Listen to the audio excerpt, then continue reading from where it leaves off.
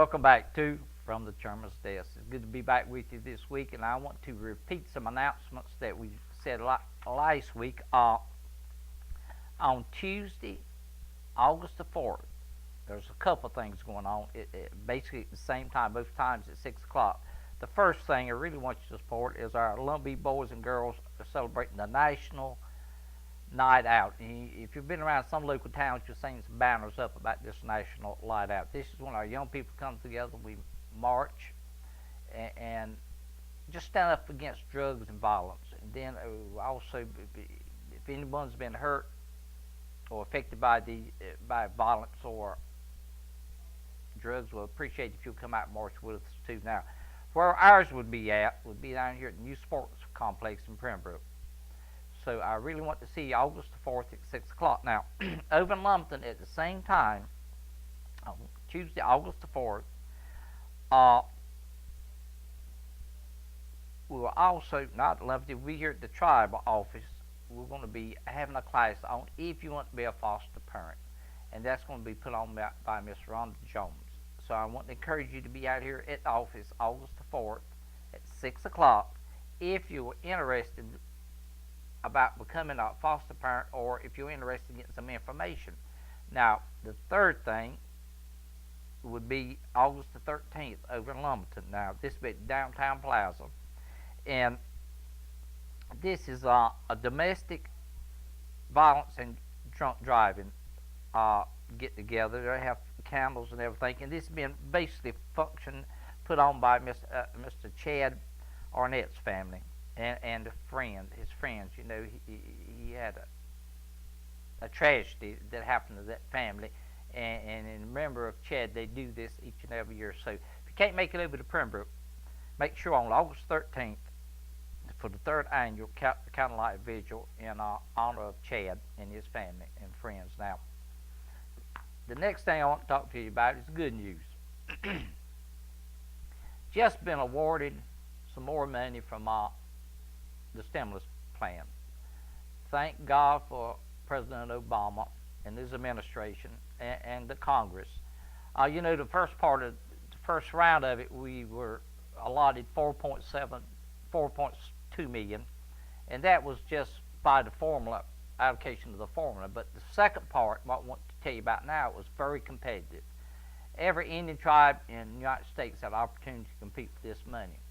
And I'm proud to announce to you that your government, we applied for and we received an additional $4 million. That gives us a total of over $8 million of stimulus funding money. Now, the Tribal Council, in their wisdom, this second $4 million is going strictly, and listen to me now, it's going strictly for rehabbing of our homes. Now, we've got a little bit of 900 people on that list. This is the shot in the arm that we've been needing for like 6, 7, 8 years. Now, $4 million sounds like a lot of money, but it's not a lot, but it is going to really help us cut down on that I want to say it's around 914 to 940 homes. So we just thank God for that opportunity to be able to have a staff to complement enough to put a package together. And it was a real thick grant they put together, that package, so that we could go after more money to bring it into you to help our people. Now, this $4 million again would be used only for rehabbing of the homes and emergency use. So if you're on that waiting list, you need to have a smile on your face, because we're going to get to you a whole lot quicker than we ever thought we could. So we just want to thank you tribal members for helping us out and keeping encouraging the staff here. So if you see a staff member of the tribe, just say thank you, and it goes a long ways to make them feel better about what they're doing. Now, the second thing, or the third thing I want to talk about a little bit is our federal recognition. As you know, Congress is getting ready to go home. So it looks like it'll be back, before we get in moving on, it'll be probably end of September or sometime in October. So I really want you to be praying. Keep up those phone calls. Call these senators' office. Email them. We need a lot of help in the Dakotas, Wyoming, Montana, those there in New Mexico. We've got some opposition, especially in those states. So we really want you to support us. If you know anyone that lives in those states, call them and say, hey, call your senator for us and tell him to, or her to support this federal recognition bill for the Lumbees. Now, one more thing I'd just like to pass a word along and let you know something, that this government has grown so fast, it's become so big. We need volunteers. We need help. We need our elders to come in here and say, hey, listen, I've got an idea for a grant. Listen, my people, we need money for education and we need money for health care. That's two pots of money we don't have. We need help in writing grants to find that money's out here somewhere, but we need help. Our staff's overstretched now. We need help for you elders to come in here and help us find this money to help other Lumbee people, because we've got so many of our people that need an education and especially medical help for our elders and handicapped. Now, I also want to say this, is that this volunteer program was started. I really want you to call and say, I want to be part of the volunteer program at the Lumbee Tribe. Hey, we've got so many things we want you to do. And one thing I want to mention today is the FAST program, and I don't know what I did with my bulletin, but it's the FAST program. Now, veterans, we found out they do go to the VA hospital every day.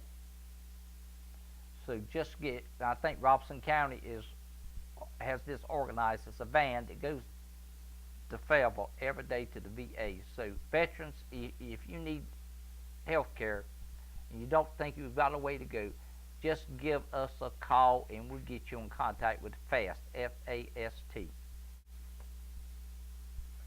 Again, veterans, if you need a ride to the VA hospital, the name of this transportation system is FAST, F-A-S-T. Just give us a call at 522-2210. That's 522-2210. And you see on the bottom of the screen the phone number and everything going by. But they do go to the VA hospital every day. So veterans, that's an opportunity you get the health care that you truly deserve, that you were promised to have by the United States of America. So we're going to take a short break and we're going to be back with our one more Miss Lumbee, Miss Junior Lumbee, Miss Madison Davenport. I'm looking forward to it. I've known her for years, met her at powwows and everything. I think you're going to be intrigued by her interview. So we'll be right back from the chairman's desk.